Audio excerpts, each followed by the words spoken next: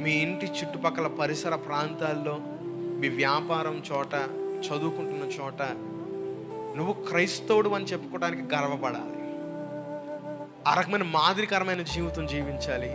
అప్పుడే దేవుడు మనల్ని చూసి సంతోషిస్తారు. యేసుక్రీస్తు ప్రభువారు అన్నారు, మీరు ఈ లోకానికి ఏమై ఉన్నారు? కారమై ఉన్నారా? ఉప్పై ఉన్నారు. లోకానికి ఉప్పై ఉన్నారు. ఉప్పు లేని కూరలు తినడానికి చాలా కష్టం. నేను అంటాను, మాదిరి లేని క్రైస్తవ బ్రతుకులు చూడడానికి చాలా కష్టం. మాదిరి లేని క్రైస్తవ జీవితాలు, వారి జీవితాల్లో ఆశీర్వాదం పొందుకోవడం అనేది చాలా కష్టం. కాబట్టి నేను చెప్తున్న మాట, మాదిరికరంగా ఉందాము, మాదిరికరమైన జీవితాన్ని జీవితము. దేవుడు ఇచ్చే దీవెనలు మనందరము అనుభవిద్దాం. స్తోత్రాలు చెప్దాం.